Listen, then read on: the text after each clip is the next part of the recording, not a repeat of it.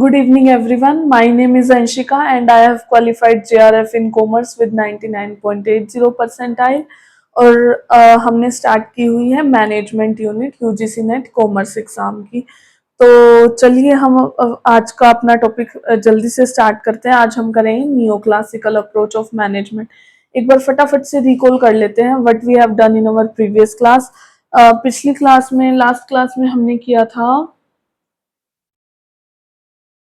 Classical approach को cover कर लिया था हमने। तो चलिए फटाफट से नियो क्लासिकल अप्रोच को स्टार्ट करते हैं। नियो क्लासिकल अप्रोच है जो, इसको ह्यूमन रिलेशंस अप्रोच भी बोला जाता है।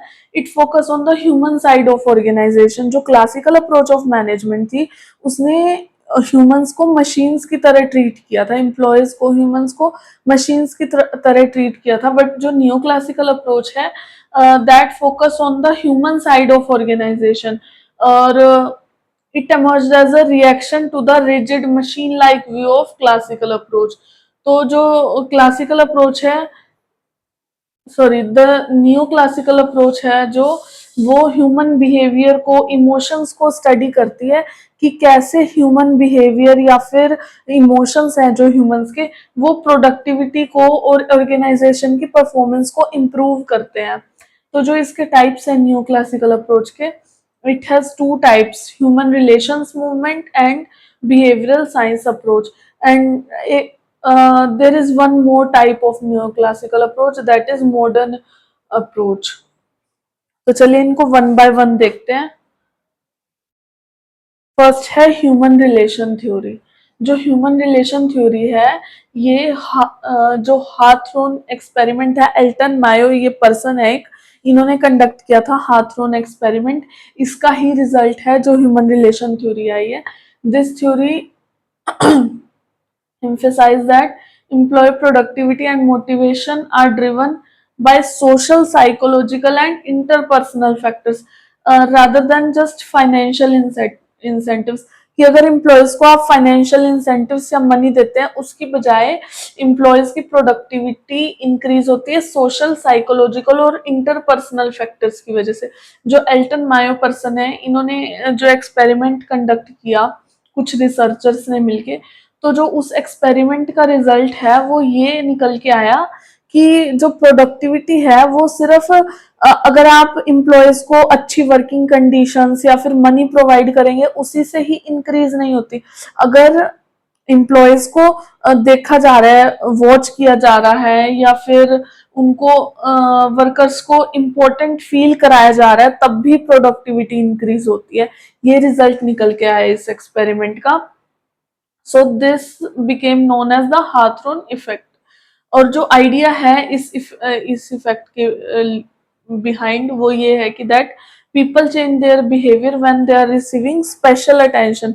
जब एम्प्लॉयज को ऐसा फील होता है कि उनको स्पेशल अटेंशन दी जा रही है तब प्रोडक्टिविटी इंक्रीज होती है, वो अच्छे से मन लगा के काम करते हैं employees. So this theory shifted management focus from scientific management treating workers like machines to human relations और पीपल ओरिएंटेड अप्रोच, की लोगों को ध्यान में रख के हमें उनको ट्रीट करना है, ना कि मशीन की तरह ट्रीट करना है हमें एम्प्लॉयज को। देखो जो की कंट्रीब्यूशन है इस थ्योरी की वो है shifting focus to human relation, जैसा कि हम पहले डिस्कस कर चुके हैं। और जो इसका इफेक्ट आया वो ये था कि वर्कर्स की प्रोडक्टिविटी इंक्रीज होती है when they feel valued and they receive special attention. जब उन वर्कर्स को स्पेशल अटेंशन दी जाती है तब इंक्रीज होती है प्रोडक्टिविटी। और इनफॉर्मल ग्रुप्स की भी इंपॉर्टेंस के बारे में बताया गया इस थ्योरी में। Next approach is behavioural science approach.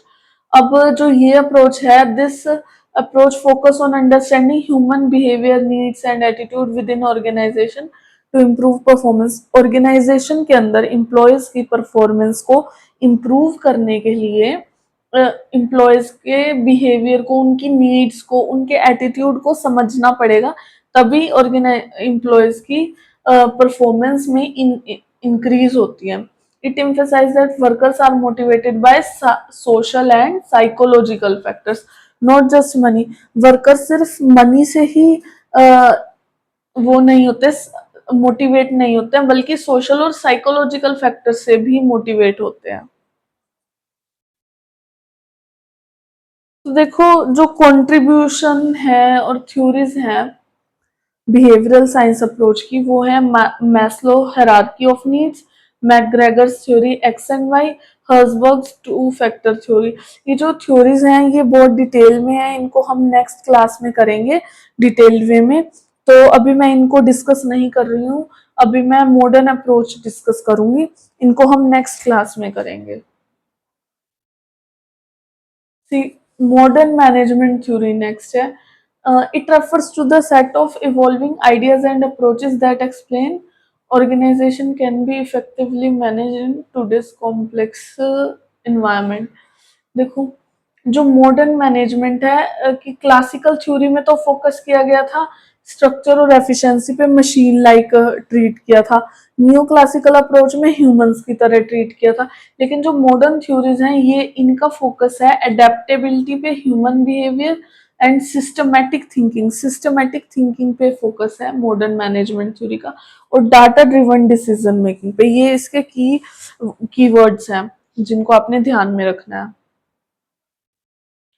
जो मॉडर्न मैनेजमेंट है इसके अंदर भी कुछ थ्योरीज हैं।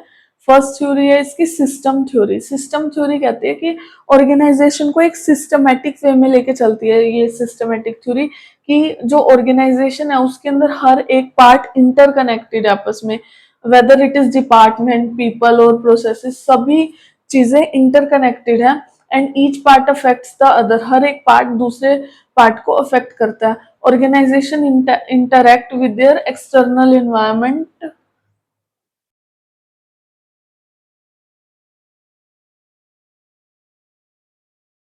And next theory is contingency theory. Contingency जो वर्ड है इसी वर्ड से ही हमें क्लियर हो रहा है कि कंटिंजेंसी का मतलब है सिचुएशन बेस्ड।